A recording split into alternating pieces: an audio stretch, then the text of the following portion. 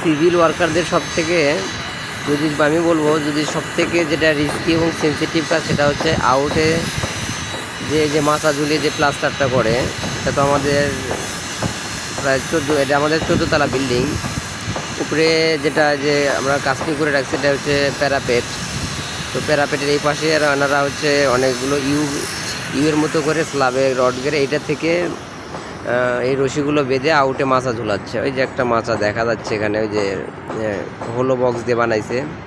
তো এই রশিগুলো বাঁধা অনেক সেন্সিটিভ কাজ, মানে কোনোভাবে যদি এটা ফেল করে তাহলে একদম কিন্তু নিচে চলে যাবে। তো সিভিল কাজে এই জিনিসগুলো একটু খুব বেশি খেয়াল রাখতে হয়, যেগুলো সুন্দর করে বাঁধা আছে কিনা চেক দিতে হয়, মানে এই রশিগুলো বাঁধাটা বা অনেক খুব ভালোভাবে এটা তদারকি করতে হয়। তাছাড়া কী হবে, দেখা যাচ্ছে যদি কালে ভালে যে দেখতেছেন যে রশিগুলো কিন্তু অনেক মোটা রশি, এই রশিগুলো যদি কোনোভাবে ফেল করে তাহলে কিন্তু একদম নিচে চলে যাবে, একদম ডেড। তো এটা খুবই চ্যালেঞ্জিং একটা ওয়ার্ক। এই পাশে এনারা কাজ করতেছে, এনারা হচ্ছে এটা আমাদের হচ্ছে ওভারহেড ট্যাঙ্ক যেটাতে পানি থাকবে, এটার হচ্ছে টপের স্ল্যাব বা এন্ডিংয়ের কাজ চলতেছে। এনারা দুজন রড বাঁধতেছে। এই হচ্ছে আমার প্রজেক্টের ভিউ। আর এটা যেটা কাস্টিং করা আছে এটা হচ্ছে আমাদের লিফটের মেশিন রুম, এখানে লিফট ফিটিং হবে।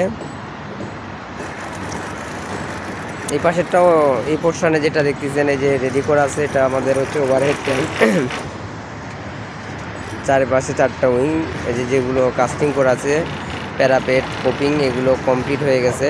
এগুলো এখন শাটারগুলো নিচে ডিশাটারিং করে এগুলো নিচে নামাইতে হবে। মোটামুটি কাজ শেষের দিকে,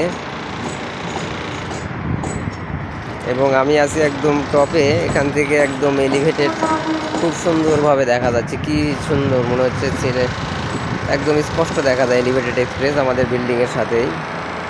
সামনে হোটেল রেডিসন।